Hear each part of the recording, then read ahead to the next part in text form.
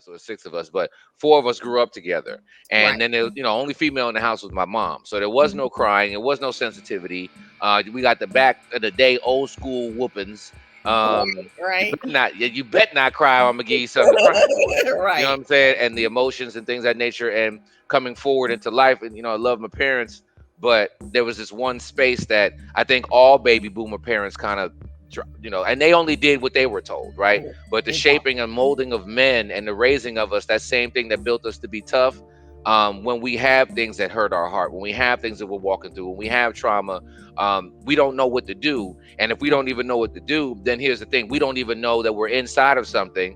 And Right. then even if we're trying to come out of it, then we don't even know how to heal. So like, we don't know that we're going into it, that we're in the middle of it, or that we're coming out of it, and that we need to seek guidance from individuals like yourself. So talk to me about, what do you see as the importance for men to heal, and just the process of that? What do you experience with the clients that you work with?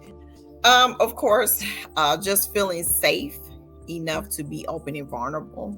Mm, Because of course, like you said, men are taught from childhood to suppress their emotions, not to openly express them.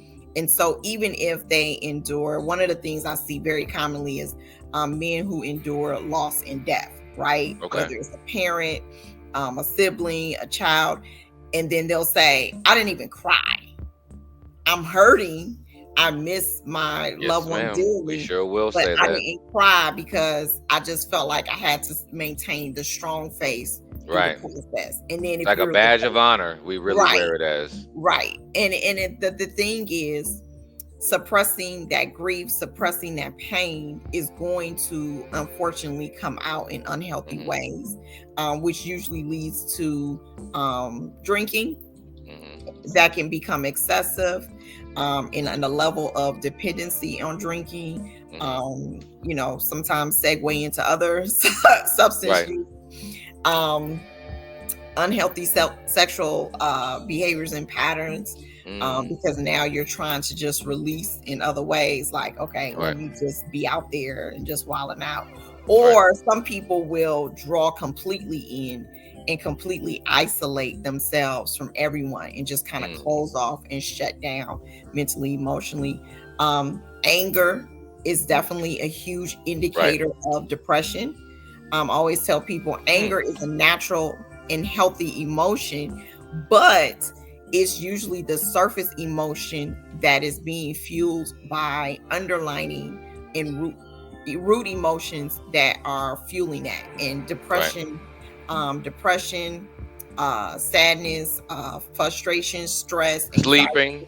yeah, all of those things actually fuel anger. So when you find someone that tends to lash out a lot, one of the things Okay. I hear from a lot of men, they'll come to me and they'll say, well, my family or my girlfriend or whatever, people were starting to criticize me, like, you're always angry, you're always lashing, like something's wrong with Mm, you. And it is probably something wrong with them, but what's wrong with them is them suppressing the issues that they feel like they're not permitted to really experience oh my emotionally. gosh. They're not able to be vulnerable and share how they really are feeling. Mm, Because again, even when men try to be vulnerable, even to their intimate partners, they're often told to toughen up. Um, they're strong, they can get over it, they need to man up. And mm, so, it's now getting to the space where we're having to really encourage men to normalize expressing emotions, but without encouraging femininity.